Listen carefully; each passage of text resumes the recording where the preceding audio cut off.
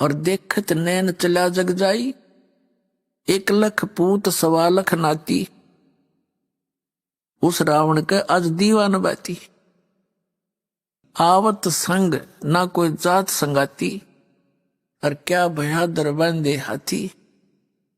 कहे कबीर अंत की बारी, जैसे हाथ झाड़ के चले जुआरी। जैसे कोई संतान नहीं है वो संतान मांगने आता है, और परमात्मा दयालु हैं, उनको मालूम है कि ये जब तक इसका ये कांटा नहीं निकलेगा ये भक्ति भी ना करे, क्योंकि हम ज्ञान को बाद में समाधान को प्रथम चाहते हैं। तो वो भी दया यहां बख्श दी जाती है और उनको अच्छी आत्मा दी जाती है। अच्छी आत्मा देगा भगवान, ना किसी संतान ने के फूके। जैसे एक लड़के ने अपनी पत्नी को सता दिया, उसने आत्महत्या कर ली, सारा परिवार जेल में, चाट ले इसी संतान ने, ना होता अच्छा था वो तो ऐसा पुत्र। यहां आपको ऐसी कोई वस्तु नहीं देंगे जो आपके भजन में बाधक हो या आपके लिए कोई परेशानी पैदा कर सके। आप बच्चे हो, अब जैसे रोगी है, रोगी कोई बालक है या बड़ा है, वो कुछ भी वस्तु डिमांड करता खाने के लिए और उसके लिए हानिकारक है, डॉक्टर अलाउड नहीं करेगा, क्योंकि उसका जीवन ले सकती। तो इसी प्रकार आवश्यक वस्तुएं जो आपको चाहिएंगी, परमात्मा जानी जान है, अंतर्यामी है, आपकी सब सूक्ष्म से सूक्ष्म भी सोच को वो कैच करता है। चिट्टी पायल बाजा पैर, साहिब सुनता है सब लय। यदि चिट्टी यानी कीड़ी के पैर में पायल बना दी जा, घुंघरू बांध दे, पहले तो चिट्टी के घुंघरू क्या होंगे, पायल क्या होगी इसकी। और कहते यदि उसकी भी आवाज हो जावे, परमात्मा उसकी भी आवाज सुनता है। चिट्टी पायल बाजे पैर, परमेश्वर सुनता है सब लय। तो वो अंतर्यामी है, आप जो उद्देश्य लेकर आए हो खूब जानता है, लेकिन आपको उसने क्या देना है उससे भी वो खूब परिचित है। तो यहां संत मते में और इस मोक्ष मार्ग में परमात्मा ने कुछ गाइडलाइन दी है, उनके निर्देश अनुसार हमने चलने से ही परमात्मा का विशेष लाभ मिलेगा। क्या बताते हैं कि जो राखे तो ही रहूं, मेरा क्या चारा, खाने जाद खरीद हूं गुलाम तुम्हारा। कि जैसे राज्य क्रमता राम की, रजा धरे दो शीस, दास गरीब दरस परस तिस बैठे जगदीश। कि उस परमात्मा की रजा में राजी रहे। जब तक आप इस शरण में नहीं आए थे तब तो काल की रजा थी और आपके कर्मों की रजा थी, उसमें राजी रहो या ना रहो वो तो आपको होना ही होना था।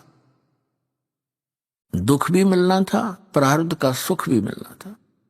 अब यहां रजा भगवान कबीर साहब की चलेगी, आपके कर्मों की नहीं चलेगी, वो नहीं आने देंगे। फिर भगवान की आवश्यकता, जन्य कर टूटेंगे और भक्ति भी करते रहे, फिर कौन पूछे भगवान को, क्या आवश्यकता परमात्मा की। तो पुण्यात्मा, अब आप उस परमेश्वर की शरण में आगे हो और आपका उद्देश्य होना चाहिए जन्म और मृत्यु के रोग का उपचार हो। यदि ये नहीं हुआ तो उसके बारे में बताते हैं। चाहे आप यहां रोग आपका जन्म मरण का कटे नहीं और भक्ति भी कर ली, आपकी भक्ति का धन तो खूब हो जाएगा आपके पास। और यदि आप कोई मर्यादा भंग करते रहे, यहीं की आस्था रखते रहे वस्तुओं में, और मृत्यु होगी तो मोक्ष वाला काम आपका अधूरा रह गया, जिस उद्देश्य से आपने यहां प्रवेश पाया था। यहां आपको अन्य संसारिक सुख तो फ्री में मिलेंगे, उनके मांगने की जरूरत नहीं आप। अब ठीक है, बालक हो, अभी आप जैसे बच्चे हैं, सर्दी आ जाती है कहो या ना कहो, माता पिता को पहले चिंता होती है किसके जूते लेने हैं, किसकी जुराब मंगानी है, किसके कपड़े मोटे सर्दी के लाने हैं, किसकी जर्सी लेनी है। वो कहो अच्छा है, ना कहो तो भी वो लावेंगे। इसी प्रकार परमात्मा के आप बच्चे होगे, आप वचन के बच्चे होगे उस परमात्मा के नाद के, तो उस परमात्मा को आपका सारा ज्ञान है कि इवन को किस चीज की आवश्यकता है। और कोई बच्चा बेमतलब की बकवाद मांगता है तो माता पिता उसको देते ही नहीं है जो उसकी हानि में हो। तो इसी प्रकार ये परमात्मा आपके साथ करेगा जब तक आप शरण में रहोगे। यहां आपको संसारिक सुख तो फ्री में मिल लेंगे, रूंगे में। रूंगा क्या होता है? जैसे हम छोटे छोटे थे तब हमारे गांव में, पहले हम सन 1951 में दास का जन्म हुआ, तो सन 60 के आसपास हम 8-7 साल के समझन जोगे हुए। तो उसमें क्या करते थे, गांव में बाहर के शहर के व्यक्ति कुछ सामान बेचने आया करते, सब्जी कोई फल प्याज इस तरह के। तो वहां गांव के जो हमारी दादी ताई वो क्या करती थी, जैसे उसने सब्जी ले ली, टिंडे ले लिए, और क्या करते थे वो व्यापारी बेचने वाला, एक तखड़ी के तराजू में एक तरफ तो वो अनाज डालती थी, पैसे होते नहीं थे, गेहूं चने या बाजरा। तो जैसे एक बेले में कटोरे में वो लाए, गेहूं लाई दादी और उसने उसकी ताखड़ी में डाल दी, और ने पूछा करती भाई कैसे देगा, कि गेहूं के 2 बार, गेहूं जो डाल दिया एक पालड़े में उसके इक्विवेलेंट 2 बार टिंडे तोल के देगा। फिर न्यू क्या, वो तो ले लिया सौदा जो लेना था उसके बदले में, तो फाइनल हो गया। फिर न्यू क्या करती भाई रूंगा और दे, न्यू क्या करती रूंगा दे, रूंगा माने फ्री, वो एक टिंडा ठाक और दे देता, अगले ना और दे भाई, वो एक और दे देता, छोटा सा, बुढ़िया राजी हो जाती। तो वो रूंगा है फ्री ऑफ कॉस्ट, और सौदा तो हो लिया जो होना था तो उसका था ही।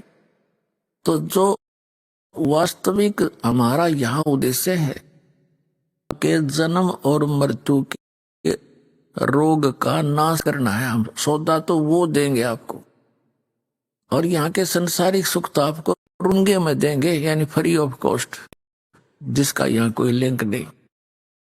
क्योंकि यहाँ जो पूजा की जो विधि है वो ऐसी है परमात्मा की कि संसारिक सुख तो आपको होंगे ही होंगे, ये तो पक्का होंगे, लेकिन ज्ञान इसलिए साथ दिया जाता है कि कुछ दिनों में आपके पास इस माया का बहुत ज्यादा संग्रह होने लगेगा। परमात्मा के दरबार में कमी काहे की ना। तो क्या होगा कि परमात्मा फिर साथ साथ ज्ञान देते हैं कि यह माया तेरी दुश्मन भी है, इसका दुरुपयोग ना करना, सदुपयोग कर। अभी तो आप दर दर के भिखारी हो रहे हो, फिर देखना कुछ दिनों के बाद सच्ची लगन ते लगना, मर्यादा में आन उपासना नहीं करना। तो फिर ये संसारिक सुख तो यहाँ पहले मिलते हैं। जैसे किसान गेहूं बीजता है, उसका उद्देश्य गेहूं बीजना केवल भूस बनाना नहीं होता, उसका उद्देश्य अपना जीवन बचाना होता है कि मेरे परिवार को गेहूं मिले, कणक मिले, भूखे ना मरे। अब गेहूं के अंदर भूस तो पहले बनेगा, बाद में गेहूं बढ़ते हैं।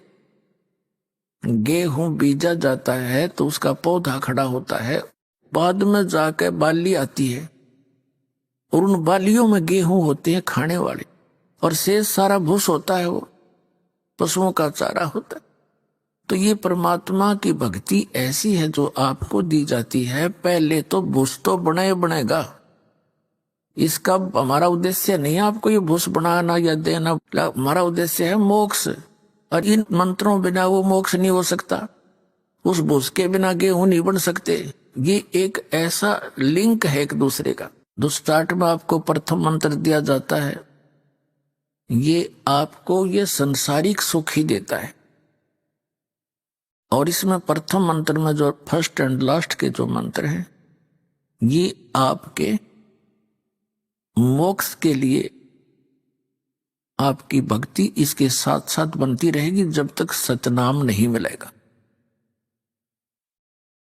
तो ये जो इन 5 प्रधानों के नाम आपको दिए जाते हैं, आपका कनेक्शन कट गया, भक्तिहीन हो गए, पुनर्जन्म के पुण्य रहे नहीं, तो नए सिरे तो चार्जिंग लानी पड़ी। या तो धीरे धीरे चार्जिंग बढ़ती चली जाएगी, आपकी बैटरी फुल हो जाएगी। कुछ भी काम करिए फिर तो कुछ ही दिनों में आपके बहुत काम सरेंगे, बहुत लाभ होगा। और अन्य व्यक्ति आपको देखा करेंगे, न सोचा करेंगे इनका क्या हो गया, ये कहां से आओ इनके इतना पैसा। एक भक्त बता रहा था जी, हमारे पड़ोसी यूं कहे कि यूं वहां जाते हैं, इनके महाराज जी पैसे देते हैं और इसलिए इनका साइकिल का भी ब्योत नहीं था और 2-2 गाड़ी चला। वो इस दृष्टिकोण से देखते हैं। तो वापस में बातें कर रहे थे, कहने लगे जी हम कहें तो वो ठीक है, माया तो यहीं से मिलती है हमारे को, लेकिन जिस तरह वो सोच रहे हैं वह सोच गलत है उनकी। हम उनसे कहते हैं, जो हमसे डायरेक्ट कह देता है तो उसको हम भी कहते हैं आप भी आ जाओ, आपको भी दे देंगे, महाराज जी तो खूब माया बांट रहे हैं। तो ये माया सतलोक से आ रही है आपके लिए, यहाँ की नहीं है।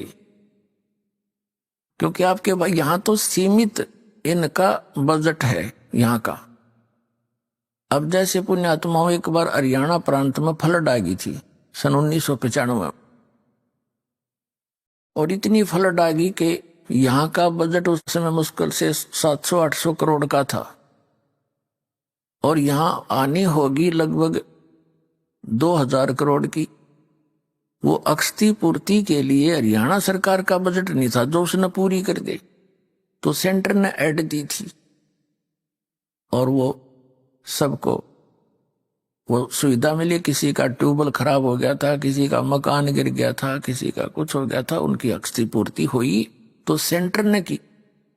तो इसी प्रकार से 21 ब्रह्मांड का यो ब्योत नहीं है जो आपको यहाँ विशेष सुविधा दे सके। ये सेंटर यानी सतलोक से आओगे आपके लिए ये ऐड।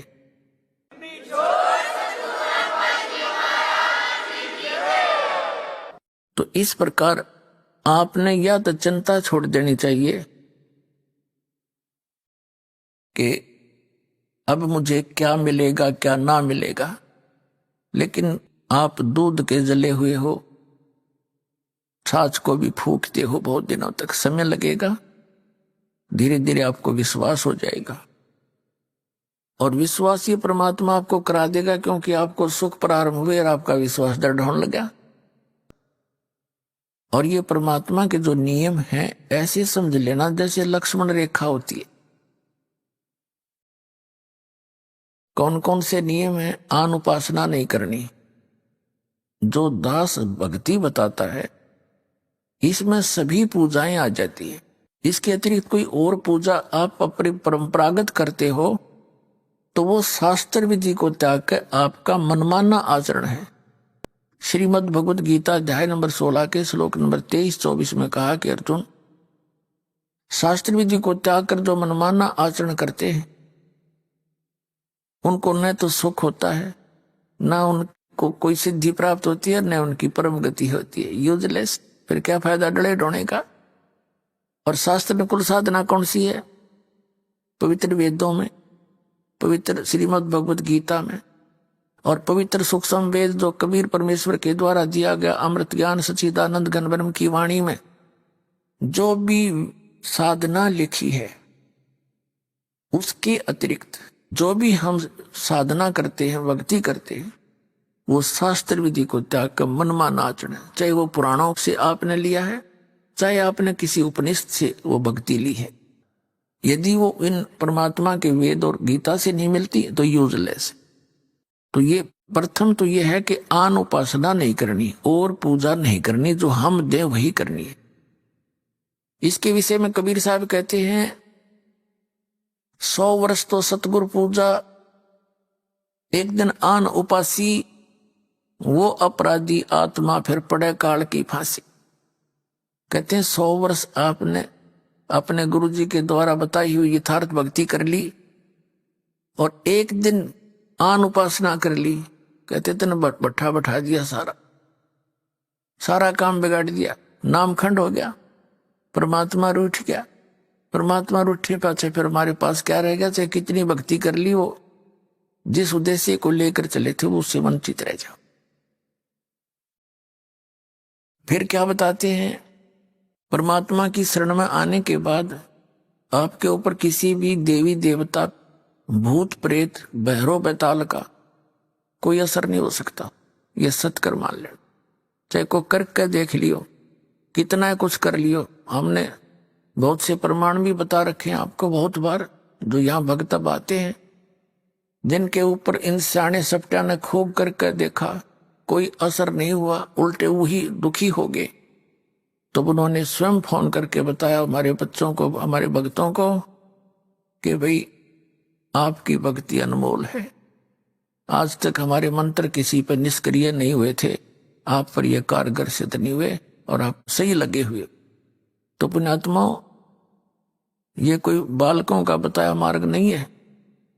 खुद धनी ने आकर यो ज्ञान दिया अपने बच्चों को, जो दास के पास उपलब्ध है।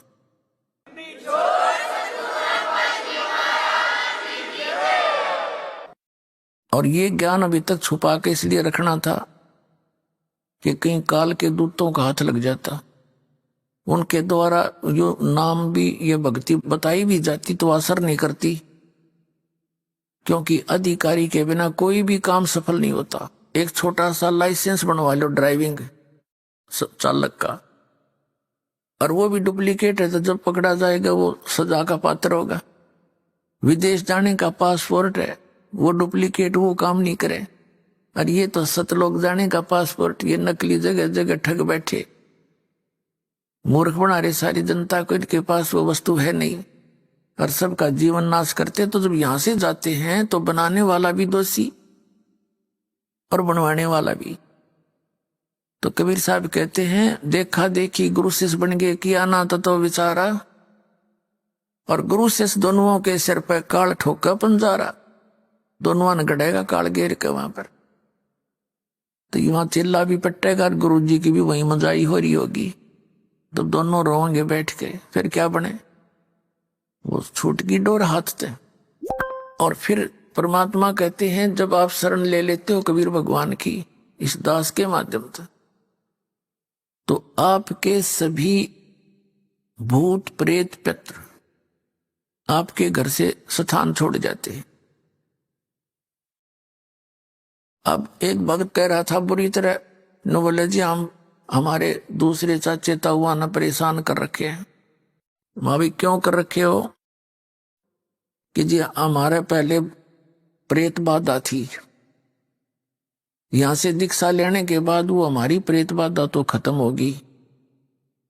अब वही प्रेत थी तो मेरे चाचे ताऊआ के भी हुआ, तो उनके वो प्रेत बाधा ज्यों की तो चल रही है, हमारी ठीक होगी। तो उनने क्या सोचा कि इनने हमारे भेज दिए सारे भूत, तो उन्होंने हमारे साथ विरोध करना शुरू कर दिया कि तुम कितना वहां जाते हो, हमारे ऊपर जंतर मंत्र करा के तुमने सारे भूत हमारे भेज दिए, हमारे साथ झगड़ते हैं। तो मैंने कहा उनसे ये कहो कि आप भी आओ और देखो वहां क्या जंतर मंत्र किया जाता है। और इसका तो यही है कि जैसे आप जी ने दीक्षा ले ली, जैसे घर में मच्छर हो मच्छर, और वहां ऑल आउट लगा दे, ये जो आती है कि, तो मच्छर उस घर को छोड़कर कहां जाएंगे? उससे बाहर दूसरे घर में घुस जाएंगे जो बिना ऑल आउट का होगा।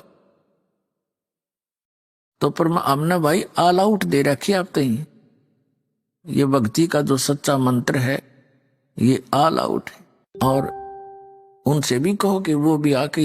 कबीर साहब कहते हैं कि एक समय ये जितने भी भैरव भूत पित्र और ये देवता देवी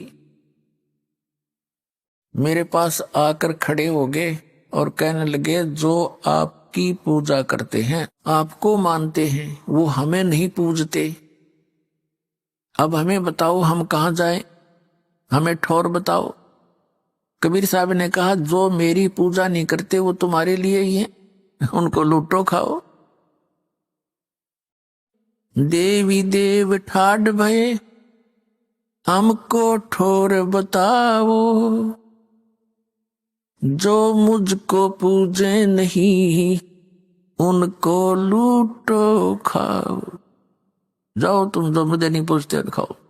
और फिर मर्यादा है बीड़ी शराब मांस तंबाकू सेवन मदिरा सेवन मांस आहार और दुराचार भ्रष्टाचार चोरी डाके ठगी मिलावट ये जुल्म नहीं करना। पुण्यात्माओं, जब भगवान प्रसन्न हो गया तो सब कुछ मिल गया और परमात्मा रूठ गया तो सब छूट गया। तो सबसे पहले हमने ये डर कर रहना चाहिए कि भगवान रुष्ट ना हो। रूठो जग सारा रूठो ना परमेश्वर हमारा, इन्हीं का है परम सहारा। हमने है भी इसी नहीं का, हमें ज्ञान नहीं, ज्ञान होने के बाद भी हम जानबूझ के गलती करें तो ऐसा अनजान फिर भगवान नहीं कि फिर भी मदद करेगा नहीं।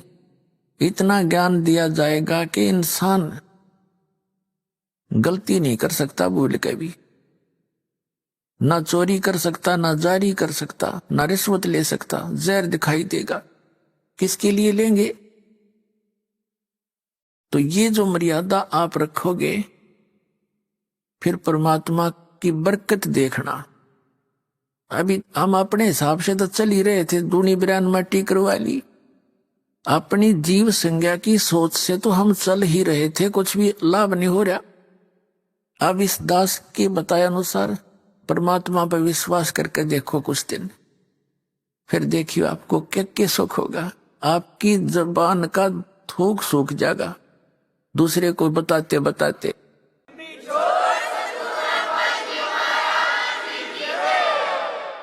तो पुण्यात्माओं, ये दास कोई बालक नहीं, अनजान नहीं, कोई मांगने खाने वाला नहीं, या कोई रोजी रोटी का उद्देश्य लेकर इस मार्ग पर नहीं लगा। दास को 2 रोटी परमात्मा ने खूब दे रखी थी 2 समय की। जूनियर इंजीनियर इन इरिगेशन डिपार्टमेंट हरियाणा में दास नौकरी करता था और भाग्य उदय हुआ परम संत स्वामी रामदेवानंद जी के चरणों की धूल मिली, एकदम जीवन बदल गया।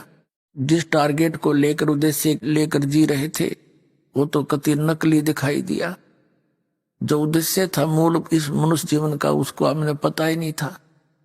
उस परम संत के बताए ज्ञान से अंतःकरण में न्यारी रोशनी हुई और फिर 17 फरवरी अमावस्या 1988 को दास को दीक्षा की भीख मिल गई। उस दिन के बाद अपनी नौकरी भी करता था, परमात्मा की भक्ति दिन रात करता था, क्योंकि यह भक्ति प्रारंभ से लेकर आज तक यही है और है ही नहीं। इसमें न अज्ञानियों ने गलत साधना करके हठ योग आदि व्रत रखने फलाना करना ये शुरू करा दिए और इसको आम जन साधारण कर नहीं सकता। जबकि भक्ति यही है, नाम उठत नाम बैठत नाम सोवत जाग पे, नाम खाते नाम पीते नाम से तिलाग, चलते फिरते बैठते उठते हैं उस मालिक का जाप करना है, नाम से मोक्ष होगा। क्योंकि अपने जो दैनिक कार्य के बाद हमारे पास घना समय है और जब तक हम इस भक्ति मार्ग पर ज्ञान पर नहीं लगते तो हमने वो समय जो हमारा भक्ति में लगना था गलत जगह लगाते थे, या तो किधर गप्पे मारा करते बैठ के पार्क में, या किधर और मित्र रिश्तेदार के पास सहमत जा खड़े होते, या फिर गुटी लगाने लग जाते, या ताश खेलते थे, या राजनीति की बतलाया करते, या किसी की और नंदा चुगली कर लेते, या फिल्म देखने लग जाते आंख फाड़ के। तो वो जो समय हम बर्बाद किया करते थे, उसी समय को अपने पेट वाले समय से निकाल कर, अपना निर्वाह वाले समय के अतिरिक्त बहुत समय हमारे पास, जैसे 8 घंटे ड्यूटी है तो 16 घंटे से 6 घंटे सो ले, 10 घंटे क्या फिर क्या काम है, रोटी भी खा ले, नहा भी ले, उस मत है, और फिर भी समय बच गया, घंटा 2 घंटा 3 घंटे मालिक का सारे दिन में भी समय मिल गया, नहीं समय बेड़ा पार हो जाएगा। तो यह दास सर्विस भी करता था और अपनी भक्ति करता था। जैसे ये फील्ड का काम होता था, वहां तक जाते थे बस में बैठ कर या जीप में या व्हीकल से, तो वहां तक दास केवल सिमरण करता जाता था, सिमरण करता आता था, 2-2 घंटे लग जाते आने जाने में। काम का काम, राम का नाम। ऐसे ही आप यहां से बैठते हो, कोई तो बेचारे 24-24 घंटे